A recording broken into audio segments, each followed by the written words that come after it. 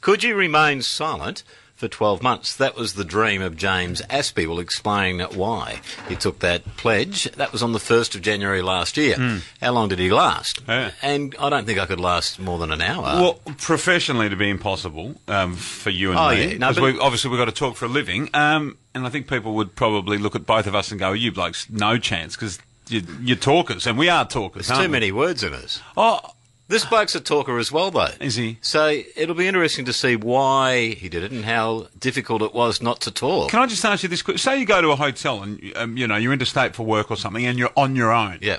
And maybe you're on your own for, Couple of weeks. 13 hours during the night. Do you talk to yourself? No. Never? I don't think so.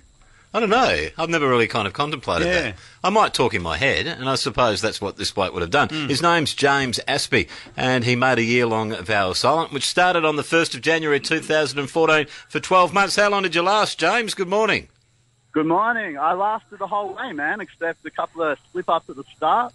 But apart from that, I didn't deliberately talk once. Wow. So when you say you didn't deliberately talk, the vow was that you wouldn't talk intentionally. But if someone was going to, run you over, you would have said, hey, stop. You would have had to have, if you're in danger, surely. It's funny because I got to a point where even when something like that would happen, like there was one point where I was lying on a beach and a tiger snake, kind of crawled over me or whatever. And I was just so in the zone of the vow that I didn't, say anything. I just kind of jumped up and leaped back. But the times that I did slip up were just like at the start. You just wake up and you're just stretching kind of thing. And, I see a friend and I'm like, hey, what's up, bro? Oh. And then just kind of go, oh, no. That happened about 5 or 6 times throughout the year, most. Really? But what about when you really were wanting to join a conversation where you had, a bit to say and you weren't happy with what was being said? That must be tough. Man, that happened to me all the time, dude. Like, the reason I was doing it was for, raise awareness for animal rights and that. Mm-hmm. So I'd show someone my card. It says I'm taking a 365-day vow of silence to raise awareness for animal liberation. And they go, oh, yeah, animals, that's awesome, man. I hate animal cruelty and I buy humanely slaughtered. And in my head, I'm going, humanely slaughtered, dude, there's no such thing. Like, you can't compassionately take someone's life. You can't compassionately do that. And that's just a total joke. And I'm like revving up in my head, and to say that out loud would have been great. But instead I'm stuck like miming it or writing it down or using body actions. And, if someone's a good lip reader, then it can happen. But if they're not, and a lot of people aren't, then it's a real slow, agitating process. Hey, James, tell us the story about your girlfriend who you met along the way.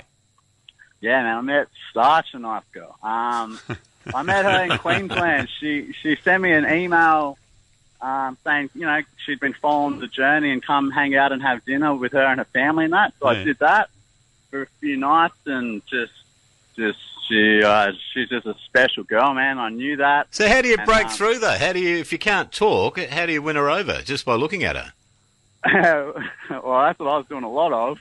But I don't know. I try to speak to her in a different way, man.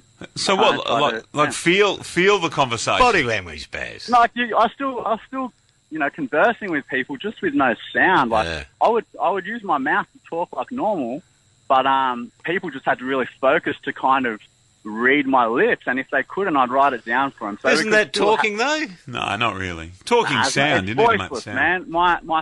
My campaign's called Voiceless 365. There's no voice there, bro. Hey, Jimmy, what was the first thing you said at the end of the 12 months? What were the first words that you uttered? Well, I promised Sunrise I would talk for the first time on their show. Yeah. And I'm glad what I did, right?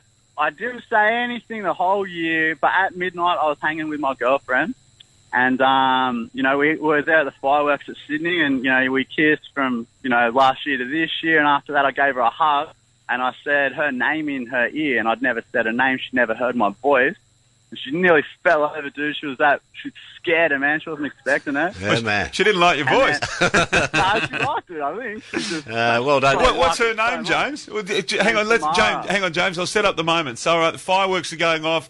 It's 11:59 and 58 seconds. It goes midnight, and you say, Tamara Graham.